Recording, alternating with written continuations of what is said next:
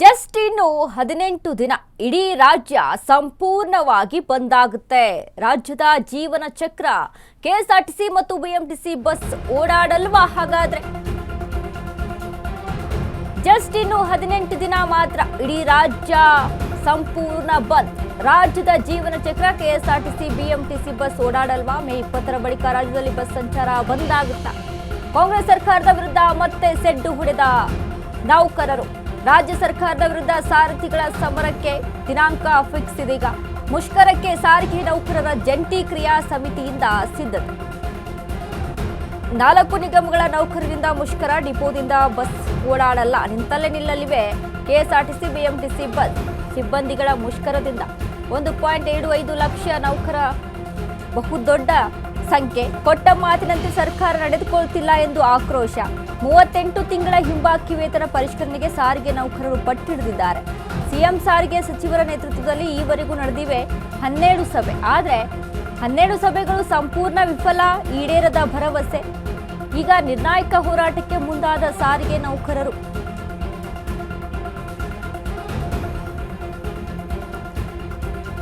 ನೋಡಿ, ಮೇ 20ನೇ ತಾರೀಕು ಮುಷ್ಕರಕ್ಕೆ ಮುಂದಾಗಿದ್ದಾರೆ ಸಾರಿಗೆ ನೌಕರರು, ಕೆಎಸ್ಆರ್ಟಿಸಿ ಮತ್ತು ಬಿಎಂಟಿಸಿ. ಈಗಾಗಲೇ ಸರ್ಕಾರ ಏನ್ ಹೇಳ್ತಾ ಇದೆ, 26 ತಿಂಗಳ ಹಿಂಬಾಕಿಯನ್ನ ಕೊಡ್ತೀವಿ ಅಂತ ಹೇಳುತ್ತೆ. ಬಟ್ ಇಲ್ಲಿ ಬೇಡಿಕೆ ಇರುವಂತದ್ದೆಷ್ಟು? 38 ತಿಂಗಳ ಹಿಂಬಾಕಿ.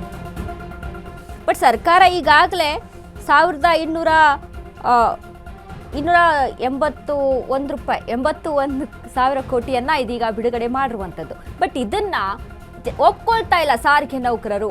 ಯಾಕಂತ ಅಂದ್ರೆ ನಾವು ಕೇಳ್ತಾ ಇರುವಂತದ್ದು 38 ತಿಂಗಳ ಹಿಂಬಾಕಿ ಬೇಕು, 26 ತಿಂಗಳದ್ದು ಕೊಡ್ತೀನಿ ಅಂತ ಹೇಳ್ತೀರಾ ಅಂದ್ರೆ ಅದನ್ನ ನಾವು ಹೇಗೆ ತಗೊಳ್ಳೋಕ್ಕಾಗುತ್ತೆ? ಯಾಕಂದ್ರೆ ಅಂತ ಒಂದು ಕೊರೋನಾ ಟೈಮಲ್ಲಿ ನಾವು ಅಷ್ಟೊಂದು ಕೆಲಸ ಮಾಡಿದೀವಿ, ಎಷ್ಟೆಲ್ಲ ದುಡ್ದಿದ್ದೀವಿ, ಇಷ್ಟೆಲ್ಲ ಎಫೆಕ್ಟ್ ಹಾಕಿ ನಾವು ಅಲ್ಲಿ ಕೆಲಸ ಮಾಡಿದೀವಿ ಅಂತ ಆದ್ಮೇಲೆ ಅದನ್ನ ನಮ್ಗೆ ಕೊಡಬೇಕು. ಆಗಿನ ಸರ್ಕಾರ ಬಿಜೆಪಿ ಇತ್ತು ಅಂತ ಹೇಳ್ತಾರೆ. ಬಿಜೆಪಿ ಇತ್ತು ಅಂತ ಅಂದ್ರೆ ಸರ್ಕಾರ ಈಗ ಇರುವಂತದ್ದು ಕಾಂಗ್ರೆಸ್ ಸರ್ಕಾರ. ಯಾವ್ದಿದೆಯೋ ನಮಗೆ ಗೊತ್ತಿಲ್ಲ, ನಾವು ಕೆಲಸ ಮಾಡಿದ್ದೀವಿ, ನಾವು ದುಡ್ದಿದ್ದೀವಿ, ಅದ್ರ ವೇತನ ನಮಗೆ ಬೇಕು.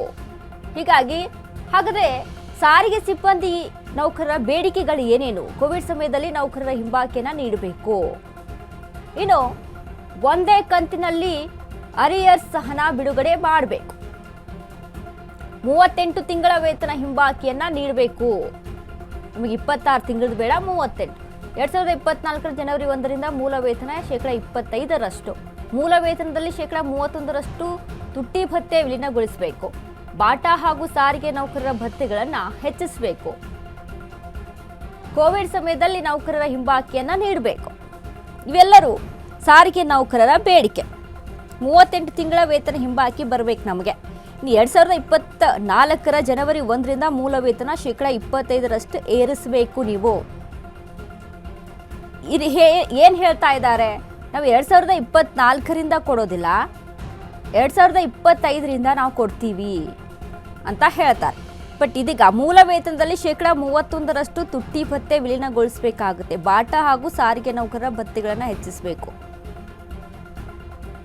1271 ಕೋಟಿ ರೂಪಾಯಿ ರಿಲೀಸ್ ಮಾಡಿದೆ ಈಗಾಗಲೇ ಸರ್ಕಾರ. 1271 ಕೋಟಿ ರೂಪಾಯಿಯನ್ನ 26 ತಿಂಗಳ ವೇತನ ಹಿಂಬಾಕಿಯನ್ನ ಮುನ್ನೆಲೆಗೆ ಇಟ್ಕೊಂಡು 1271 ಕೋಟಿಯನ್ನ ರಿಲೀಸ್ ಮಾಡಿದೆ. ಬಟ್ ಸಾರಿಗೆ ನೌಕರರು ಹೇಳುವಂಥದ್ದು ನಮಗೆ 38 ತಿಂಗಳದ್ದು ಬೇಕು ಅಂತ. ಬಟ್ ಇದೀಗ ನೋಡಿ, ಇದರ ಜೊತೆಗೆ ಹಲವಾರು ಬೇಡಿಕೆಗಳು. ಅರಿಯರ್ಸ್ ಹಣವನ್ನ ಬಿಡುಗಡೆ ಮಾಡಬೇಕು, ಆದ್ರೆ ಅದನ್ನ ಒಂದೇ ಕಂತಿನಲ್ಲಿ. ಹಲವಾರು ಬೇಡಿಕೆಗಳಿದ್ದಾರೆ. ಇದ್ರ ಬಗ್ಗೆ ಸಾರಿಗೆ ನೌಕರರು ಹಲವಾರು ಬಾರಿ ಮುಷ್ಕರಕ್ಕೆ ಮುಂದಾದ್ರು, ಪ್ರತಿಭಟನೆ ಮಾಡ್ತೀವಿ ಅಂತ ಮುಂದಾದ್ರು. ಬಟ್ ಅಲ್ಲಿ ಸರ್ಕಾರ ಎಸ್ಮಾವನ್ನ ಜಾರಿಗೆ ತಂದು ಇದನ್ನ ತಡೆಗಟ್ಟುವಂತ ಪ್ರಯತ್ನ ಮಾಡಿದೆ. ಈಗ ಮೇ 21ಕ್ಕೆ ಏನಾಗುತ್ತೆ? ಬಸ್ಗಳ ಓಡಾಟ ಬಂದ್ ಆಗುತ್ತಾ ಅಥವಾ ಮುಷ್ಕರ ಆಗುತ್ತಾ? ಕಾದ್ ನೋಡ್ಬೇಕು.